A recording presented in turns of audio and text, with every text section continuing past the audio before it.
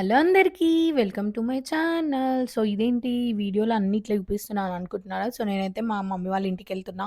So, బిడ్డకు విడుదల అంటారు కదా గైస్. నన్నైతే నరేంద్ర అస్సలు పంపియడు.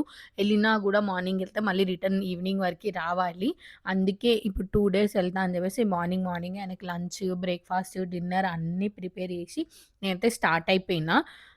నేనెందుకెళ్తున్నా అంటే మీకు ప్రీవియస్ వ్లాగ్‌లో గూడా నేను చెప్పినా గదా! కొంచెం మా అక్కకి హెల్త్ బాలేదని జెప్పేసి. సో, అక్క డాక్టర్ దగ్గరికెళ్తే అక్కని అడ్మిట్ కమ్మని చెప్పిర్రంట. సో, అందుకోసమే నేనెళ్తున్నా. అండ్ ఇంకోటేంటంటే మా మహిమకి ఫుల్ ఫీవర్ అంట. సో, ఇగ పిల్లల్ని ఎట్లైనా హాస్పిటల్‌లో రానియ్యరు కదా!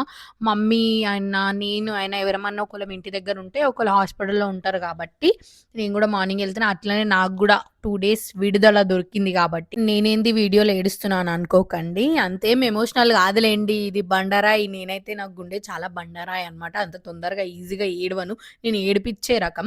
ఎందుకు ఏడుస్తున్నా అంటే చట్నీ ఉంటది గదా! సో, అది పొంగనాలలో చట్నీ తిన్నా.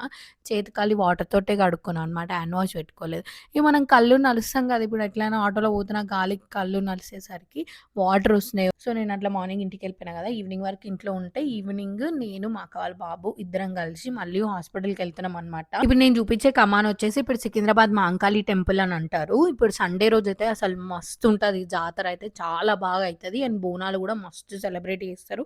దాని గురించే ఇప్పటి నుంచే ప్రిపరేషన్స్ అన్నీ అయితున్నాయన్నమాట.